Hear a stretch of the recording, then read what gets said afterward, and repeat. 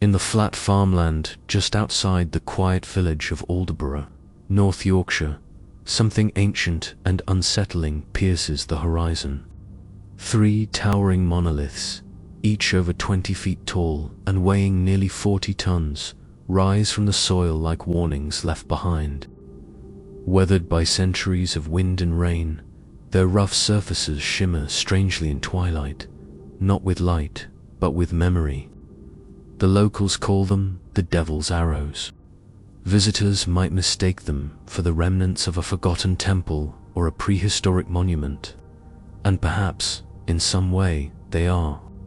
But those who have lived here longest, who know the rhythm of the fields and the stories passed through whispered firelight, speak of something darker, something older than history and deeper than stone. Long ago, far back, when Aldborough was a new and flickering settlement, it sat as a Christian outpost amid a land still clinging to older gods. Encircled by the vast wilderness of pagan Yorkshire, Aldborough's missionaries faced a lonely task: to sow seeds of a faith the forests rejected. Yet slowly they began to change the land. A modest chapel rose among the trees. The sound of hymns replaced the chants of oak priests. Travelers stopped, not to sacrifice, but to pray. The old ways recoiled, and watching from the shadows, it is said, was the devil himself. He had once ruled the silence here, in the rustle of the leaves, in the fear in men's bones as they crossed the moors at dusk. But now, this soft ring of a chapel bell, this gentle defiance, mocked him. Infuriated by this fragile light taking root in his darkness, the devil decided to strike. Climbing a high ridge near what is now Borough Bridge, the devil built a terrible weapon, a crossbow the size of a yew tree, strung with sinew torn from forgotten monsters, and carved with runes that scorched the bark they touched. For ammunition, he did not choose arrows of wood. No, he ripped from the ground 3 titanic stones, each marked with curses, their weight unbearable for any mortal hand. With the sky blackening above him and rage burning in his eyes, the devil took aim. His first bolt, loosed with a scream of fury, flew across the dale with a sound like thunder. But the bolt missed, burying itself deep in the soft soil short of Aldborough. Enraged, he loosed the second. Again, it struck ground just a little closer. Then the third.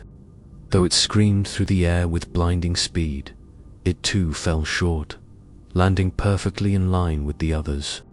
3 arrows, 3 misses. The chapel remained untouched, its candlelight flickering defiantly through the trees. The devil howled, not in pain, but in humiliation, and vanished in a blaze of sulfur and smoke, swearing never to return. The villagers awoke to find the 3 stones standing in the fields, still warm to the touch, scorched with strange symbols that faded with the morning mist. Recognizing what had happened, the people gathered around the untouched chapel, offering prayers of thanks and a warning to future generations. Here lie the devil's arrows, they said, and proof that darkness cannot strike down the light if the light does not falter. Time passed. The great forest thinned. The chapel crumbled into ruin. But the devil's arrows remained, each a monument to a failed curse and an enduring truth. No one could move them. No one dared try. Farmers plowed around them. Roads curved to avoid them. Even today, cars slow as they pass, as though sensing the ancient tension in the air. In spring, birds roost atop them. In winter, snow clings to one side, as if the wind remembers. Children dare each other to touch them at dusk, and some say, if you place your ear against the cold stone on All Hallows' Eve, you'll hear the echo of a bowstring drawn, and a curse muttered in a language older than English. And still, the stones point toward Aldborough, aligned like three silent threats that never reached their mark.